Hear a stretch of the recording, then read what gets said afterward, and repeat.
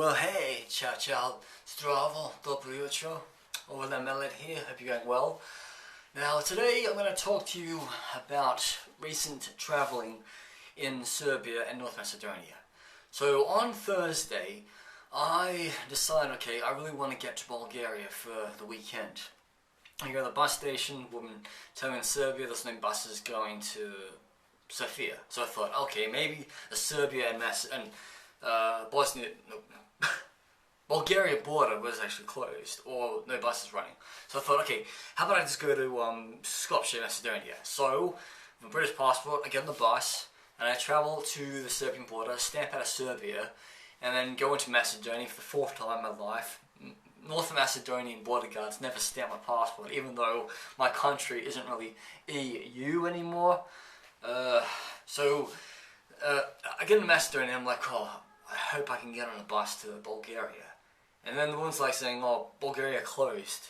But then just recently, somebody commented on my video the other day that somebody actually had to pay a private driver to get them from Skopje to Sofia.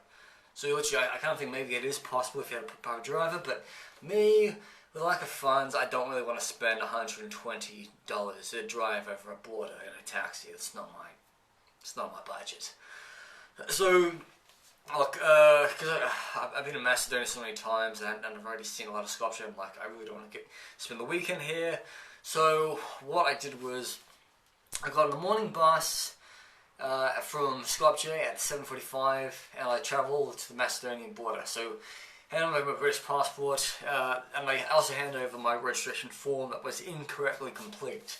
It said that I was American rather than British, and also said that I entered the country via the Skopje airport when I just came through the border crossing Serbia. So the border guys didn't really care, so took it off me and gave me no stamp. So then I just go across the Serbian side of the border, and they stamp. They just didn't really ask me anything, and just looked at my passport, really admired my Russian visa from 2016, and then basically border guard gives me a usual like Serbian stamp like that, stamping back in the country. So I could stay another 80 days in Serbia. I've already used up my 10 days of my 90-day limit in a 180-day time frame. So it just basically means I actually stay in Serbia until at least February, but I'm gonna like leave in a few weeks' time.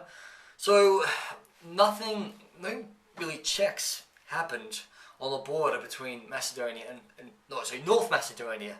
I have to keep saying it's North Macedonia rather than Macedonia, it's going to be the Greeks, and Serbia.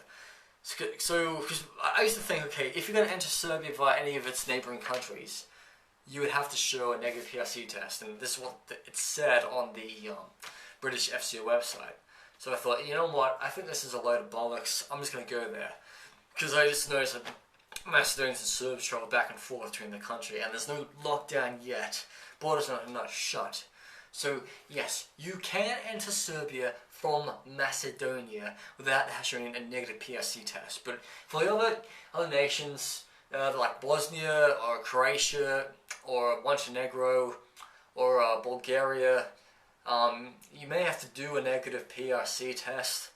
But I kind of doubt that, because this French woman staying with me, she just drove here from Istanbul.